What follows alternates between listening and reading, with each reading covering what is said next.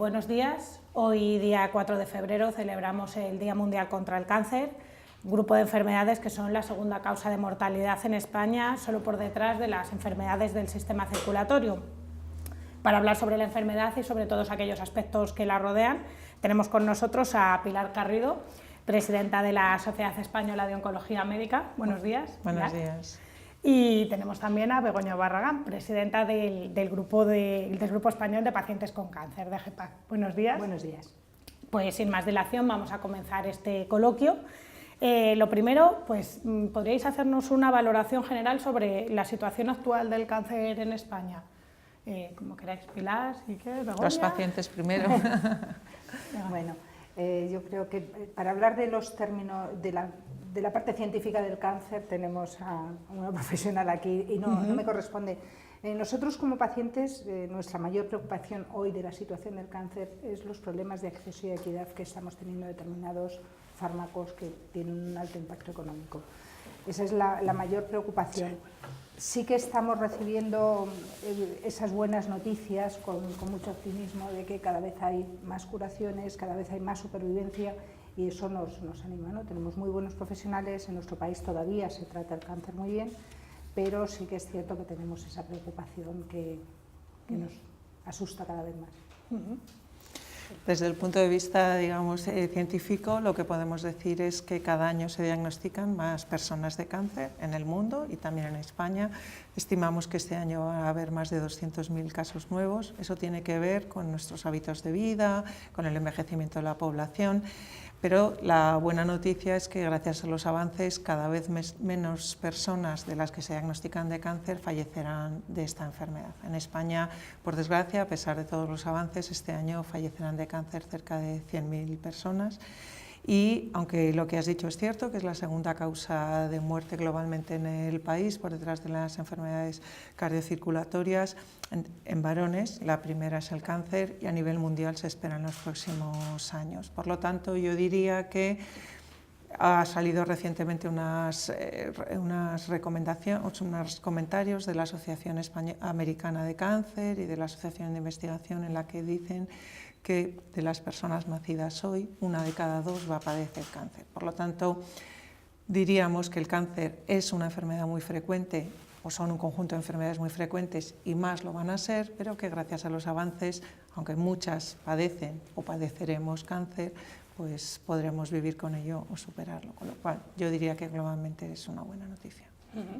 Ambas habéis comentado el tema de la importancia de los avances en fármacos, nuevas terapias. ¿Qué podemos hablar sobre ese tema? Inmunoterapia, por ejemplo, es un término que ahora se conoce mucho. Un poco cómo está esta situación de la investigación en España. Yo lo que diría, si habéis leído, el fin de semana pasado el presidente de Estados Unidos ha hecho una declaración de que iba a invertir el Estado americano más de $200 millones en lo que era la medicina de precisión, fundamentalmente ligada a la oncología. Por lo tanto, diríamos que en lo que avanzamos es precisamente esta medicina de precisión que puede ir ligada a conocer los mecanismos moleculares que hacen que una célula tumoral se convierta en tumoral o se perpetúe, pero también en todo lo que rodea a las células tumorales, como por ejemplo la inmunoterapia, que es uno de los avances más recientes que ya ha dado sus frutos en algunos tumores como melanoma, en algunos grupos de cáncer de pulmón, pero que estamos viendo que probablemente en muchos otros tumores en los que ha habido recientemente pocos cambios, como cáncer de vejiga, etcétera, la verdad es que los resultados son bastante prometedores. A nivel de pacientes, tenemos estas buenas. Todas las buenas noticias son bienvenidas, siempre y cuando nos lleguen en la medida justa que nos tienen que llegar. Son nuevas terapias que van llegando, que van avanzando poco a poco, pero no es que vaya a haber una pastilla mágica que nos cure el cáncer y hay que entenderlo así, ¿no? Yo creo que en cáncer siempre los pasos se han dado muy despacio, se va avanzando poco a poco y este es un paso más y habrá que investigar y habrá que esperar probablemente en muchos cánceres todavía muchos años para que veamos los frutos. Sí, yo en ese sentido también quería decir, si me permitís, y ligando con lo que ha comentado antes Begoña, que una de las mayores preocupaciones es la sostenibilidad de los sistemas sanitarios, entendiendo que los avances son necesarios, que evidentemente ningún avance o muy pocos avances son disruptores, siempre son sumatorios. De hecho, el lema nuestro, ¿no?, es que cada avance se escribe con mayúscula, pero son efectivamente, como decías Begoña, pasos sucesivos. Pero lo más importante, que es otra de las cosas que tanto desde GECPAC, desde luego como desde la Sociedad Española de Oncología Médica, nos preocupa mucho, es que estos avances, sea la inmunoterapia, sea lo que sea, verdaderamente lleguen a cada paciente. Nosotros ahora mismo vivimos la situación de una decisión centralizada en lo que afecta a cribados, fármacos, pero una financiación descentralizada, con lo cual lo que estamos viendo es pues un mapa de desigualdades, de inequidades, no solamente en acceso a fármacos, como ha comentado Begoña, sino también a la hora de implementar o a la velocidad de implementación de pruebas de cribado, que sabemos que es hacia donde debemos ir si queremos poder asumir el coste del cáncer, porque lo que tenemos que hacer es ir a diagnósticos precoces o incluso si podemos evitarlos, ¿no? Precisamente uno de los temas que más controversia suscita es el tema de la inequidad entre comunidades e incluso dentro de las propias comunidades. ¿Cómo estamos en este tema actualmente en España? ¿Cuáles son las comunidades que se encuentran en los primeros puestos, en los últimos? Begoña, ¿cómo? Yo creo que no tenemos un listado. No les vamos a poner, yo por lo menos no quisiera señalar a ninguna, porque es un problema generalizado. Y no depende solo de comunidades, depende muchas veces de hospitales dentro de una misma provincia incluso, ¿no? Hospitales que pueden estar muy cercanos uno de otro, y en uno te encuentras que tienes acceso a unos determinados tratamientos y en otro a otros. Entonces, esa situación preocupa, ¿no? Preocupa mucho, y sobre todo preocupa que nos estemos acostumbrando a que esta es la situación normal. A mí eso sí que me preocupa mucho más, que lo hablemos ya con tanta naturalidad que parezca que lo normal es que haya inequidad, cuando tendría que ser todo lo contrario. De hecho, nosotros en esa línea también, yo creo que somos conscientes de que todos debemos de velar por la sostenibilidad del sistema, pero como está diciendo Begoña, lo que no se pueden tomar son decisiones para racionalizar y mantener esa sostenibilidad que sean de un ámbito local y que al final generen inequidades. Nosotros hace 2 años publicamos un informe como un mapa de inequidades que se está rehaciendo ahora, con lo cual a finales de este año volveremos a tener información en este sentido que comunicaremos y que nos servirá también para comparar con el anterior, que es lo que ha pasado, ¿no? Para mí una de las mayores preocupaciones es que hay veces que sí que sabemos que tenemos decisiones que deberían ser vinculantes, que sabemos que no lo son y sabemos que no pasa nada. Por lo tanto, de alguna forma el reclamo, ¿no?, la necesidad sería que se cumplan las leyes, que las decisiones que son vinculantes tienen que ser vinculantes. Pasando también un poco al tema personal, recientemente conocíamos que la tasa de mortalidad por cáncer de pulmón va a ser superior a la de cáncer de mama por primera vez entre mujeres en 2015. En este sentido, ¿qué repercusión tienen los malos hábitos sobre la salud? Que es un tema que ambas habéis comentado de inicio. Precisamente en cáncer de pulmón, bueno, ella, Pilar es experta en cáncer de pulmón y es que lo puede decir bien, pero vamos, está clarísimo que las campañas de prevención del tabaquismo no están funcionando como debieran. O no se están haciendo bien o no son suficientes, pero se sigue fumando. La mujer empieza a fumar en edades muy tempranas y al final hay una relación muy directa entre el tabaco y el cáncer de pulmón.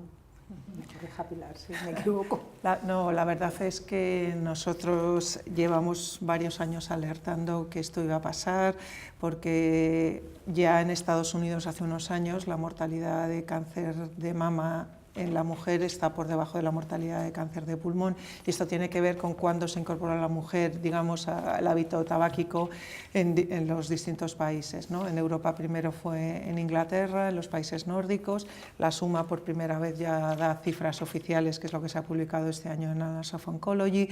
Los países mediterráneos, que culturalmente empezaron después, a que estuviera bien visto empezar a las mujeres, no tienen todavía la tasa de mortalidad de cáncer de pulmón de otros países. España, de hecho, es la que tiene más bajo, pero no hay más que ver comparando estadística de mujeres fumadoras, que vamos rápidamente a copar estos puestos. De hecho, España es uno de los países que tiene un porcentaje más alto de adolescentes y mujeres jóvenes fumadoras. Por lo tanto, aunque en este momento en nuestro país todavía no es la primera causa de muerte por cáncer en mujeres, lo va a ser si no conseguimos este tema. Entonces estoy totalmente de acuerdo con Begoña que tenemos que concienciar y que las campañas antitabáquico, que han conseguido reducir la mortalidad en varones un 10% respecto a hace una década, tienen que focalizarse en este momento en las poblaciones más a riesgo. El problema yo creo que es conseguir que la gente no se inicie, sí, que los jóvenes no se inicien. Sí. Y yo personalmente creo que la única solución es subiendo el precio del tabaco, que no tengan acceso porque tengan que elegir entre tomarse una Coca-Cola o ir al cine o fumar, ¿no? Y si no tienen el hábito cogido, cuanto más tarde... Sí. En España tenemos el tabaco más barato de la Unión Europea y esto yo creo que nos tendría que hacer pensar si lo estamos haciendo bien o mal. Seguro. Otro factor de riesgo que yo creo que hay que también tener en cuenta, porque a las nuevas generaciones también les implica mucho, es el tema de la obesidad. La obesidad se ha visto que favorece la aparición de cánceres, complica el manejo de tratamientos del cáncer y interfiere negativamente en la calidad de vida, en la supervivencia del cáncer. Y también es una cosa que heredamos, ¿no?, de otras culturas y que es otro hábito saludable que teníamos y que estamos perdiendo, ¿no?, la dieta, que es como consecuencia de la cual tenemos un número en aumento de obesos en nuestro país o de gente con un sobrepeso marcado, y por tanto también es un tema que nos preocupa muchísimo, y a la suma de los dos, más. Aquí hablamos de malos hábitos. También recientemente se había publicado un estudio que decía que el 65% de los casos de cáncer eran fruto del azar. La Organización Mundial de la Salud rápidamente salió a desmentirlo. ¿Qué opinión tiene sobre estos estudios?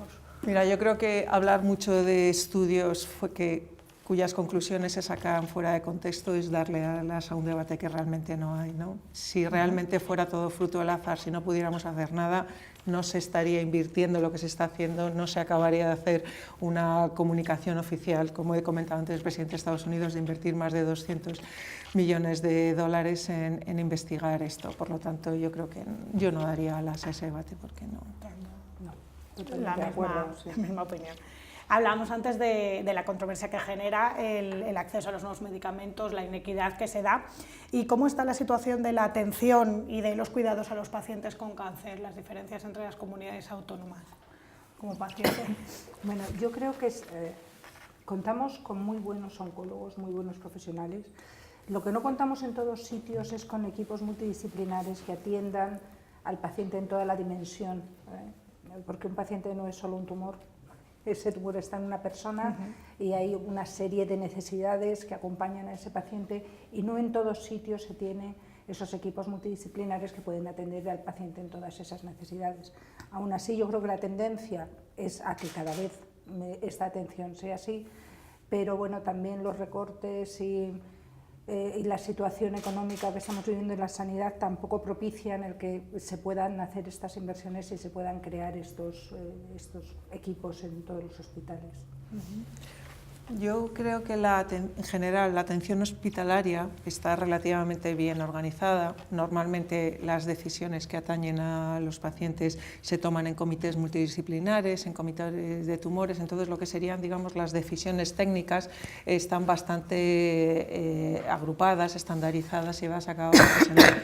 Probablemente lo que está diciendo Begoña que tiene que ver más con otros ámbitos, ¿no?, como la atención psicológica. Efectivamente hay una diferencia según hospitales, según comunidades autónomas, y quizá hay un camino todavía por recorrer en la transición entre la atención domiciliaria, la atención hospitalaria, ¿no? No solamente atención domiciliaria, a veces uno piensa en la fase final de la enfermedad, yo me estoy refiriendo desde el primer momento, ¿no?, del diagnóstico, y ahí probablemente sí que hay más campo para trabajar todavía. Algunos hospitales de día necesitarían También estar más acondicionados a las necesidades de los pacientes, que no siempre lo están. Porque yo creo que estamos muy bien, y no solamente en cáncer, en cuanto nuestros hospitales están diseñados para atender a agudos. Sí. Y el cáncer no en todas las fases es agudo, pero tampoco te pueden atender en un ambulatorio. Entonces, en ese hospital de día, si no está del todo bien organizado, pues a veces se producen situaciones no tan deseables, pero yo creo que en las decisiones primordiales importantes de diagnóstico y de esto, yo creo que estamos bien atendidos los pacientes, o es la percepción que nos lleva. Luego también hay un tema emergente, ¿no?, que son los largos supervivientes, ¿no? Por suerte, gracias a los avances del tratamiento, el número de largos supervivientes está aumentando en todo el mundo, también en España, pero el mapa de necesidades de los largos supervivientes del cáncer es muy complejo y hay que coordinar muchas actuaciones. La Sociedad Española de Oncología Médica ya hace unos años hizo un decálogo, pero ahora mismo está trabajando en profundizar precisamente un poco en la línea de lo que está diciendo Begoña, ¿no?, de atención crónica, de identificación de temas de alerta relativos a aparición de recaídas de segundos tumores, pero con mucha atención desde primaria y no desde especializada, porque esto efectivamente lo que queremos es que sea un proceso muy largo, muy crónico, pero que esté bien, digamos, acompañado el paciente o cuando deja de ser paciente, pero que tenga la confianza en... Quizá nosotros hicimos un estudio en GEPAC hace, yo creo que 3 años ya, con una muestra de más de 2.000 pacientes de supervivientes de cáncer, y sí que había muchas cosas que nos llamaban la atención, no solamente la parte física, que es la que quizás se pueda controlar más fácilmente, pero sí que había problemas sociales, laborales, psicológicos a largo plazo, ¿no? Todo eso habría que atenderlo.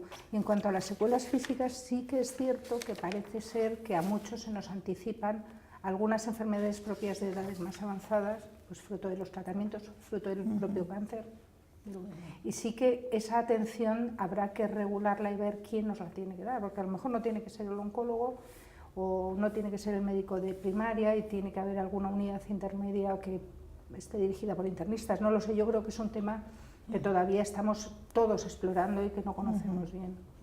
O sea, que es un poco una asignatura pendiente el tema de cómo atender a los pacientes que han superado un cáncer a largo plazo, esa cronicidad. Claro, porque es que antes el cáncer era una enfermedad de muy poco tiempo, entonces lamentablemente la gente fallecía. Ahora muchos seguimos aquí muchos años y es ahora cuando ves que se están creando estas necesidades. ¿Qué pasa con un superviviente que ahora lleva ya 15 años o que lleva... ¿Qué le está ocurriendo? ¿Qué está manifestando? ¿Qué está pasando? Claro, las cosas se ven también cuando llegan, ¿no? No hace tantos años el cáncer no se sobrevivía a los 5 años prácticamente nadie y ahora estamos hablando de supervivencias muy largas, ¿no? Y ahora sí, lo que yo creo es que estamos todos viendo esas necesidades y ver qué medidas hay que poner para de verdad dar la atención que necesitamos. Yo creo que además hay distintos niveles, ¿no? El trabajo que ya se hizo en SEOM fue como la base, el decálogo, ¿no?, lo que es común a todos los largos supervivientes, pero luego el seguimiento de una enfermedad no es lo mismo que de otra. Cáncer de mama no tienes que hacer o no tienes que poner el énfasis en las mismas cosas a lo mejor que en el seguimiento de un cáncer de colon, y dentro del cáncer de mama también tiene que estar adaptado a los riesgos de recaída, la situación y a la edad. Por lo tanto, cómo vamos de lo general a lo particular, que tiene que organizarse, pero realmente es muy complejo, es un poco en la línea en la que estamos trabajando ahora mismo junto con otras sociedades científicas, ¿no? Primero hemos identificado el problema, hemos intentado dimensionarlo, hemos puesto sobre la mesa cosas que tienen que ser comunes y ahora lo que hay que trabajar son las diferencias. Otro aspecto que ambas habéis tocado es el tema psicológico. La situación del médico, la postura del oncólogo como psicólogo, esa forma de dar una mala noticia, se padece un cáncer, ¿cómo se puede tratar? No sé si... El oncólogo no es psicólogo, cada uno lo suyo. Ahora, sí que es cierto que bueno, yo creo que cada vez están haciendo un esfuerzo mayor en formarse en cómo comunicar esas malas noticias. Antiguamente, en las carreras de medicina no estudiaban nada relativo a comunicación, poco a poco parece que se van incorporando, ¿no? Es muy importante cómo un médico transmite una noticia buena o mala, porque al final es tu persona de referencia cuando estás enfermo. Otro tema es la atención psicológica, que si bien todos necesitamos un apoyo psicológico, no siempre tiene por qué ser profesional. A veces un buen entorno familiar y de tus amigos y tal, pues no te hace falta que te esté viendo un psicooncólogo, pero sí que sería deseable que ese recurso existiera para aquellas personas que lo necesitasen. Pero yo creo que la atención psicológica la tiene que dar el psicooncólogo, y si a los oncólogos sí que les pediríamos que aprendieran a comunicar, aquellos que no saben, que hay muchos que sí. Sí, yo creo que además no es un tema solo, comparto plenamente el punto de vista de Begoña, ¿no? Lo de zapatero a tus zapatos, pero no solamente el oncólogo, cualquier médico tiene que empatizar con los pacientes, la empatía debería ser una cualidad común a nosotros porque en cualquier situación tú tienes que comunicar noticias de la naturaleza que sean y no siempre son buenas, ¿no? Es verdad que en oncología tienen, tiene, digamos, un recorrido habitualmente de más profundidad y de hecho cuando eres tutor en los servicios que hacen formación de residentes, el primer y el segundo año de residente, lo que más angustia y lo que más preocupa a los residentes es precisamente estos temas de cómo aprender a comunicar, ¿no? Ponemos mucho esfuerzo y evidentemente lo más relevante es, aparte de desarrollar estas cualidades, saber identificar quién necesita además ayuda profesional y poder proporcionársela, cosa que no siempre podemos en los hospitales. Antes de terminar, ¿qué conclusiones aportaríais cada una a este coloquio que hemos organizado? Yo creo que un tema que también es relevante, que no quiero dejar de escapar, es la importancia del cáncer hereditario, ¿no? de toda esta nueva, por ejemplo, ahora mismo pues disponemos de un tratamiento para un tipo de situación dentro del cáncer de ovario que enlaza con temas de prevención y bueno, que es un aspecto que también desde la Sociedad Española de Oncología Médica hemos tenido mucho interés desde siempre en formación. De hecho, cuando ampliamos el programa a 5 años fue uno de los aspectos clave que hemos velado siempre, ¿no? Porque los oncólogos que estén atendiendo a pacientes con historia familiar tengan una formación muy completa y de hecho están ahora acreditadas muchas unidades. Yo creo que esta es una cosa que conforme vayamos consiguiendo este viraje, ¿no? Hacia fases más precoces, etcétera, vaya teniendo más peso y también es importante, aunque de momento sabemos que los cánceres que tienen una base hereditaria son muy pocos en comparación con los que no la tienen, ¿no? Creo que también es un aspecto importante. Y como conclusiones, yo diría que yo soy optimista, creo que lo mejor está por venir, sinceramente. Creo que los avances de los últimos años han revolucionado en muy poco tiempo los cuidados y las expectativas de los pacientes, pero que todavía a lo mejor está por venir, pero que tenemos que hacer un esfuerzo muy importante. Pediría a nuestros políticos compromiso y largas miras, es decir, todos estos temas necesitamos inversión en recursos tecnológicos, necesitamos bases de datos que nos permitan diseñar las políticas sanitarias del futuro y eso sería el mensaje, digamos, para nuestros políticos y desde luego para los pacientes, que aquí estamos y que somos muy optimistas no solo en el presente sino de cara al futuro. Bueno, yo totalmente de acuerdo con Pilar. Sí que añadiría algo que quizás no hemos tocado y es que son los centros de referencia. Seguramente con los tumores que son poco frecuentes, todos los pacientes seremos capaces de entender que no podemos tener de todo en todos los hospitales, porque de esa forma se optimizan recursos, pero también se obtiene una buena cualificación de los profesionales que van a atendernos, ¿no? En esos, cuanto más raro sea el tumor, más necesarios son estos centros de referencia. Y bueno, a los políticos, por supuesto, que esto hay que organizarlo, no podemos seguir así. Es bueno que los oncólogos y los pacientes estemos juntos porque es una unión muy natural y es como tiene que ser, pero tendremos que dar algún paso más adelante para conseguir que los pacientes de hoy, los que hoy están siendo maltratados, en el sentido de no recibir siempre la atención médica que necesitan, bueno, pues que lo sean, porque tenemos unas leyes que nos protegen, tenemos unos médicos que tienen un derecho a prescribir que muchas veces les están negando y bueno, tenemos una Constitución que nos ampara y como mínimo que se cumplan esos derechos. Y para terminar, bueno, ha sido un poco en esa línea en las conclusiones, ¿qué mensaje positivo podríamos lanzar a los pacientes con cáncer en ambos casos? Pues que las expectativas del presente y de futuro son que cada vez se vive más y mejor y que cada vez hay una tasa de curación más alta en algunos tumores. Por lo tanto, como decía antes, yo creo que el mensaje es de ánimo y de apoyo a todos ellos. sí, pues el mensaje de optimismo de todo lo que viene y lo que ya tenemos, porque tenemos muchísimo terreno ganado y viene mucho más, como nos está diciendo la doctora Garrido.